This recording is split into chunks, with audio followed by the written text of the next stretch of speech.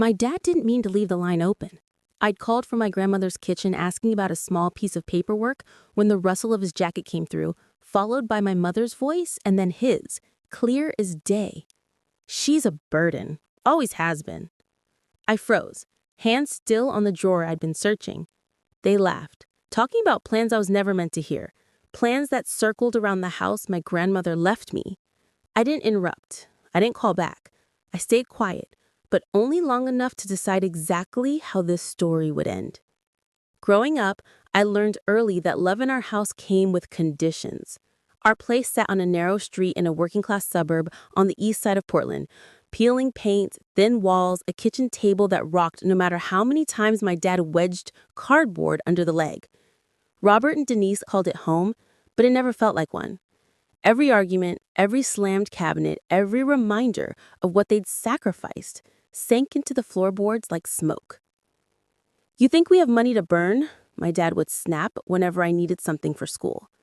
"Be grateful we keep a roof over your head."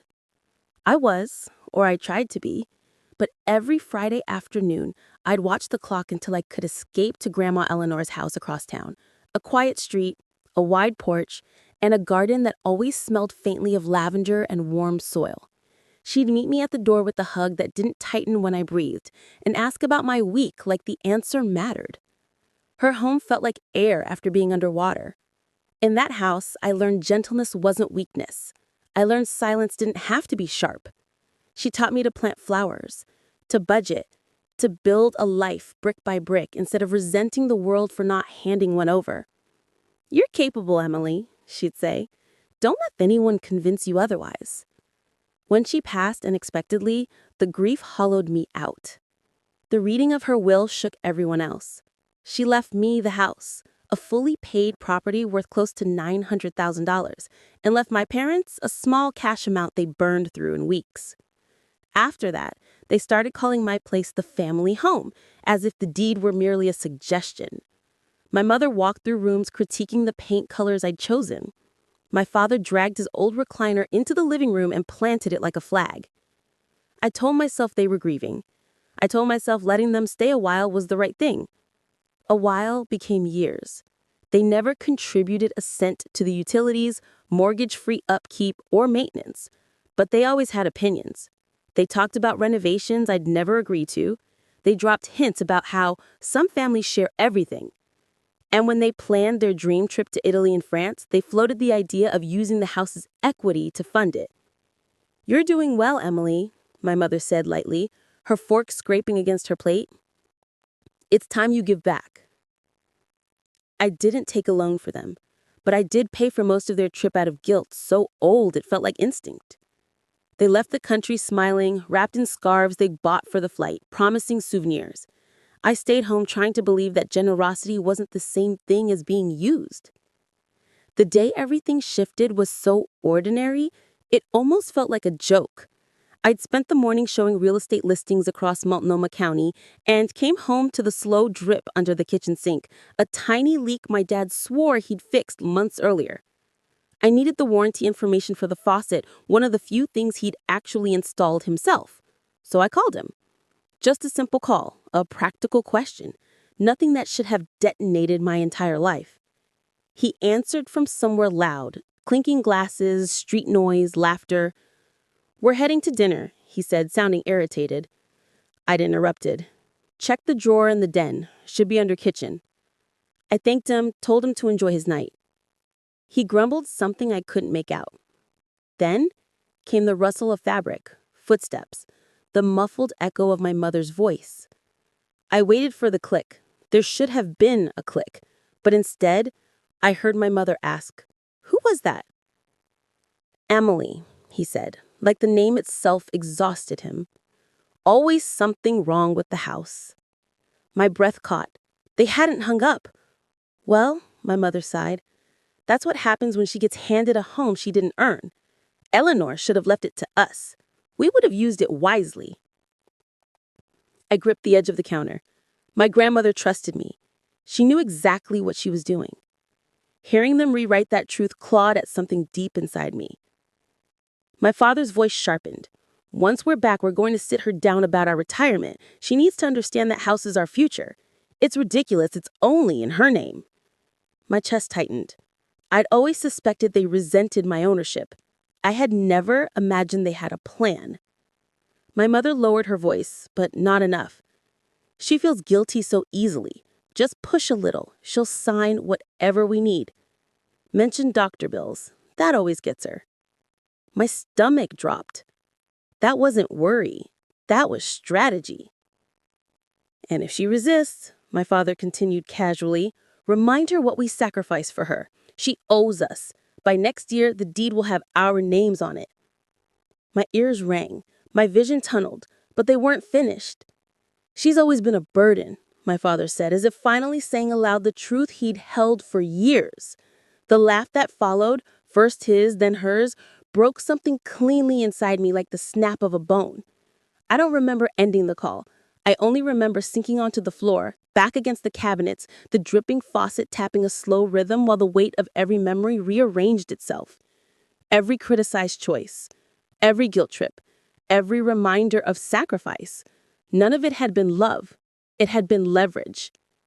I replayed their words over and over until the humiliation turned to heat.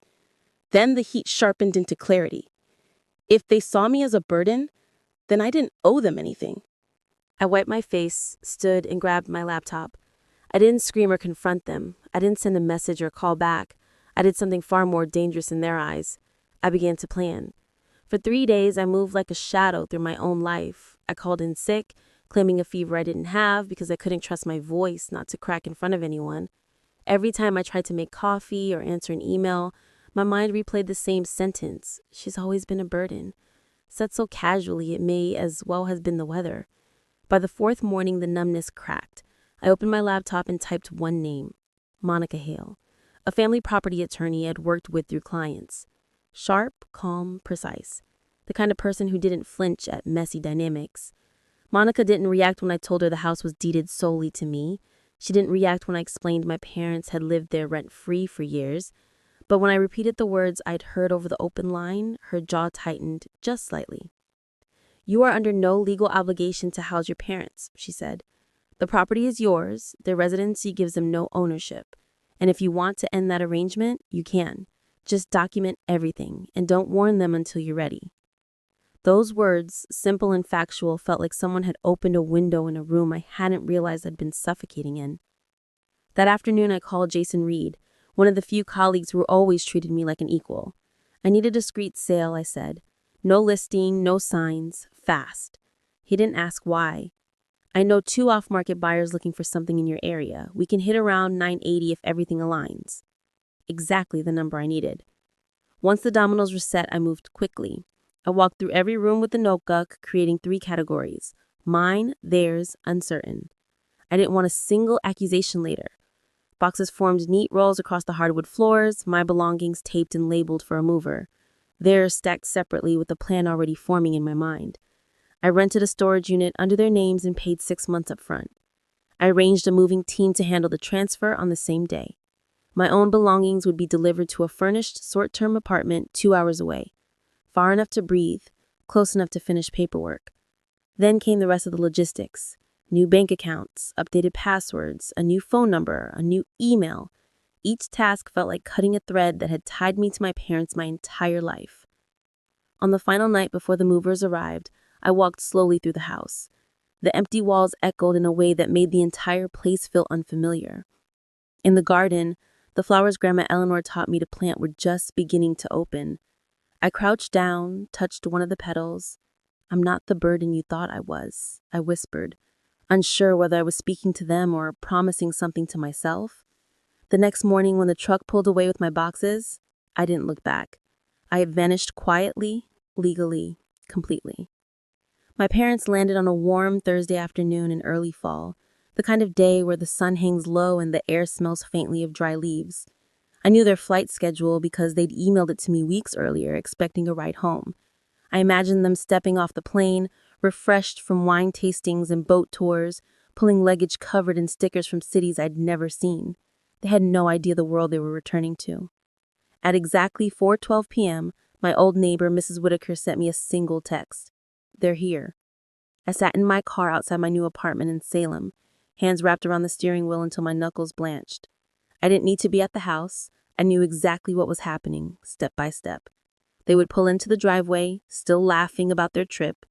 They would notice my car wasn't there and assume I was running errands. They would carry their luggage to the front door, juggling shopping bags filled with souvenirs I'd indirectly paid for.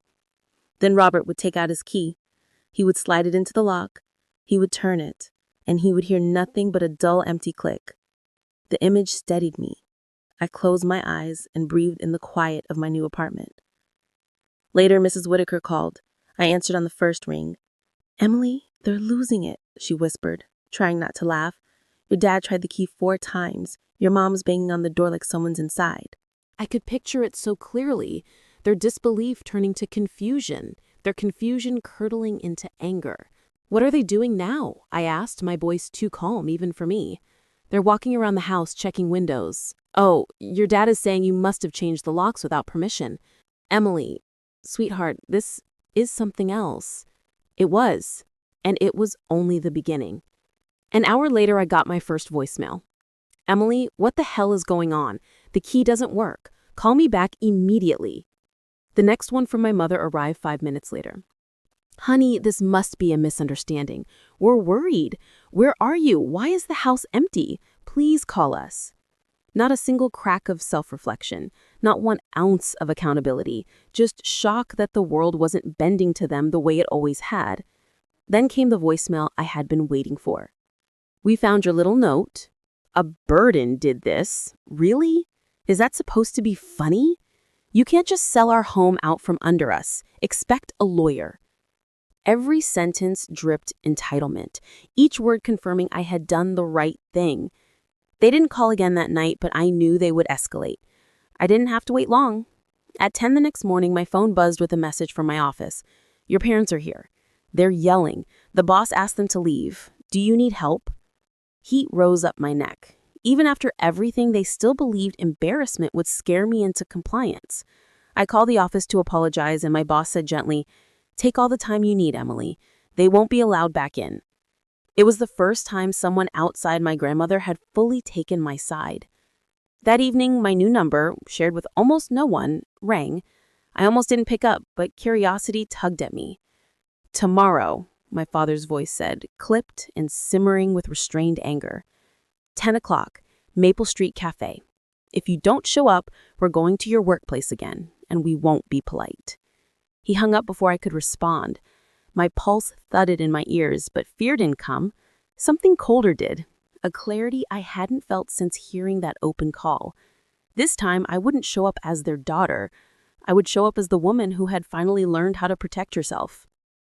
The next morning, I arrived at the cafe 15 minutes late on purpose. The place was busy, espresso machines hissing, silverware clinking, low conversations weaving together. A public space, a safe space. Robert and Denise sat in a corner booth. My mother looked smaller than I remembered. My father looked angrier. Both stiffened when they saw me. "You finally decided to show?" my father snapped.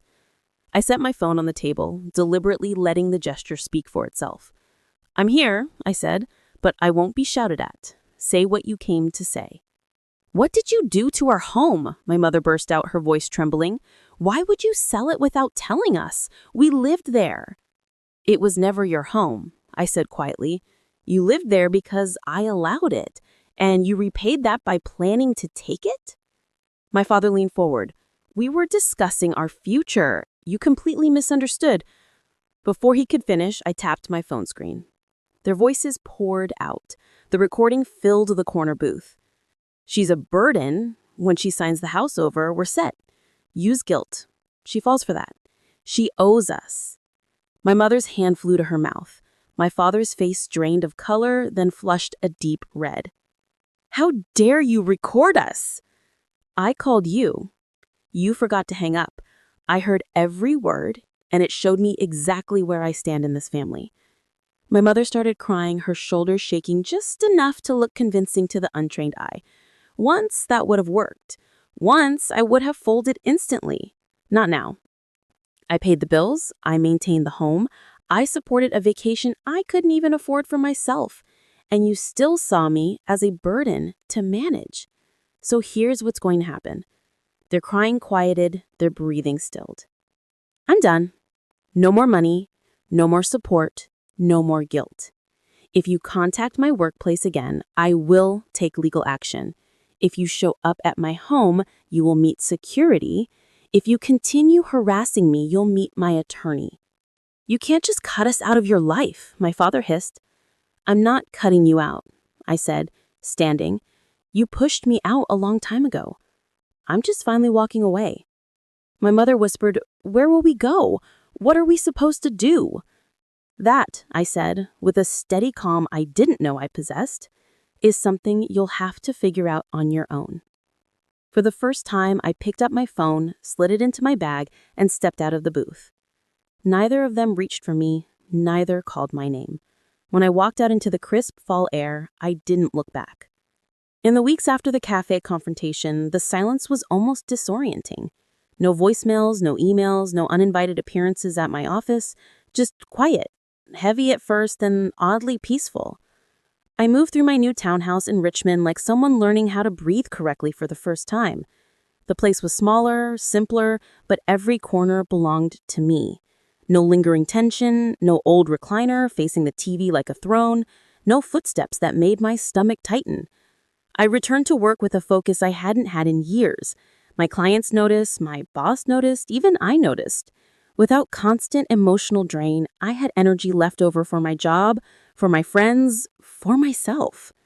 Therapy helped too. Dr. Sandra Liu walked me through the years of blurred boundaries and taught me words I'd never let myself say out loud. Financial abuse, emotional manipulation, coercive guilt.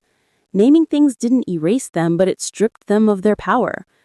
One afternoon, while sorting through a box of old files, I found a small envelope written in grandmother Eleanor's handwriting. I had read the letter inside once before, but this time, the words hit differently. She wrote, Never doubt your worth. Never let anyone take from you what you've earned. For the first time, I believed her. When the local community center asked if I'd host a workshop for first-time homebuyers on protecting themselves financially, I said yes, without hesitation. Teaching others what I'd learned the hard way felt like stitching something torn back together. I wasn't the burden, I was the one who finally put the weight down. A year after everything unraveled, I stood in my new garden, smaller than my grandmother's, but blooming the same way she taught me. The wind was soft, the sky wide, and for the first time my life felt like it finally fit. I didn't know if my parents would ever change, and I wasn't waiting for them to. Peace didn't come from fixing them. It came from choosing myself.